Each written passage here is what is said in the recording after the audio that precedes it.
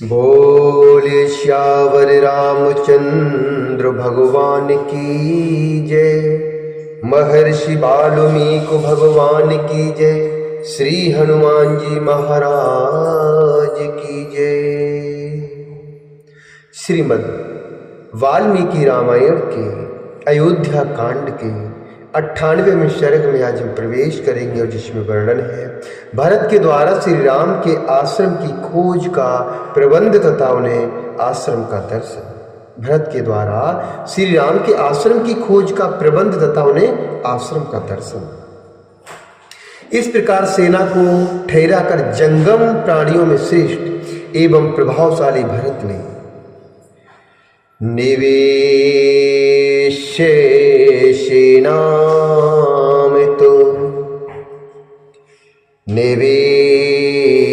सेनामितो विभुः पदभ्याम पादुवताम वरः अभिगन्तुं सकाकोतिस्थन्येष गुरुवर्तकम् निविष्टमात्रे सैन्यतो यतो देशम विनीतवतो भरतो भ्रातरं वाक्यं शत्रुघ्नुमिदं ब्रवीत।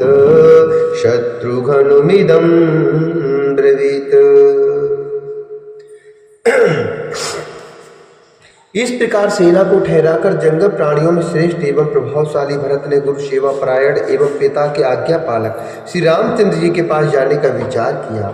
जब सारी सेना विनीत भाव से यथा स्थान पर ठहर गई तब भरत ने अपने भाई शत्रुघ्न से इस प्रकार कहा, हे स्वामी, बहुत से मनुष्यों के साथ इन निषादों को भी साथ लेकर तुम्हें शीघ्र इस वन में चारों ओर श्री रामचंद्र जी की खोज करनी चाहिए। निषादराज गुरु स्वयं भी धनुष बाण और तलवार धारण करने वाले अपने शस्त्रों बंधु बांधवों से घिरे हुए जाएं और इस वन में ककुत्सवंशी श्री राम और लक्ष्मण का अन्वेषण करें, उनकी खोज करें। मैं स्वयं भी मंत्रियों, पूर्ववासियों, गुरुजनों तथा ब्राह्मणों के साथ उन सबसे घिरा रहकर पैदल ही सारे वन में विचरण करूंगा और उनका अन्वेषण करूंगा, उनको खोजूंगा। जब तक श्री राम, महाबली लक्ष्मण अथवा महाभागा विदेह राजकुमारी सीता को न देख लूंगा तब तक मुझे शांति नहीं मिलेगी। जब तक अपने पूज्य भ्राता श्री राम के कमल दल के सदृश विशाल नेत्रों वाले सुंदर मुख चंद्र का दर्शन न कर लूंगा तब तक मेरे मन को शांति नहीं प्राप्त होगी। निश्चय ही सुमित्रा कुमार लक्ष्मण कृतार्थ हो गए जो श्री रामचंद्र जी के उस कमल सदृश नेत्र वाले महातेजस्वी मुख का निरंतर दर्शन करते हैं जो चंद्रमा के समान निर्मल एवं आह्लाद प्रदान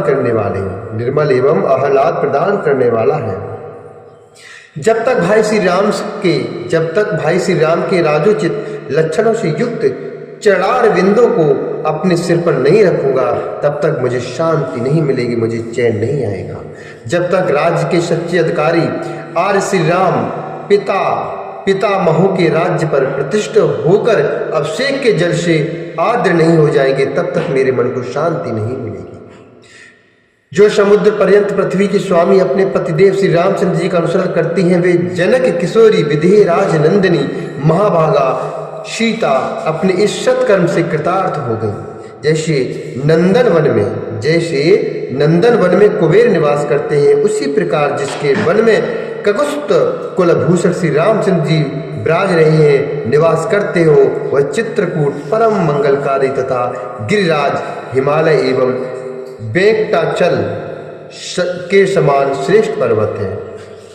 चित्रकूट परम मंगलकारी तथा गिरिराज हिमालय एवं वेंकटाचल के समान श्रेष्ठ पर्वत है। यह सर्प सेवित दुर्गम वन भी कृतार्थ हो गया जहाँ शस्त्रधारियों में श्रेष्ठ महाराज श्री राम निवास करते हैं। ऐसा कहकर महातेजस्वी पुरुष प्रवर महाबाहु भरत ने उस विशाल वन में पैदल ही प्रवेश किया। वक्ताओं में श्रेष्ठ भरत पर्वत शिखरों पर उत्पन्न हुए वृक्ष समूह के जिनकी शाखाओं के अग्र भाग फूलों से भरे हुए थे बीच से निकले। आगे जाकर वे बड़ी तेजी से चित्रकूट पर्वत के 1 साल व्रत पर चढ़ गए और वहां से उन्होंने श्री रामचंद्र जी के आश्रम पर सुलगती हुई आग का ऊपर उड़ता हुआ धुआं सा देखा। उस धूम को देखकर श्रीमान भरत को अपने भाई शत्रुघ्न शायद बड़ी प्रसन्नता हुई और यही श्री राम है यही जानकर उन्हें अथाह जल से पार हो जाने के समान संतोष प्राप्त हुआ। इस प्रकार चित्रकूट पर्वत पर पुण्यात्मा महर्षियों से युक्त श्री रामचंद्र जी का आश्रम देखकर महात्मा भरत ने ढूंढने के लिए आयु सेना को पुनः पूर्व स्थान पर ठहरा दिया और वे स्वयं ही गुह के साथ शीघ्रता पूर्वक आश्रम की ओर चल दिए।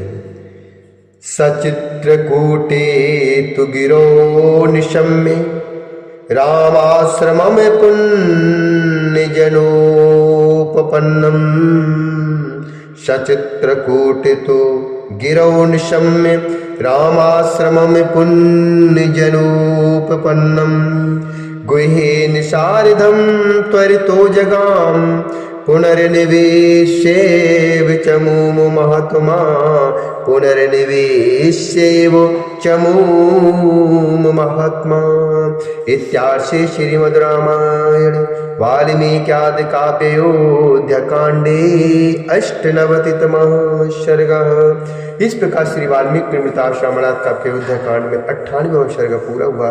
बोल श्यावर रामचंद्र भगवान की जय, भरतलाल जी की जय, श्री हनुमान जी महाराज की जय।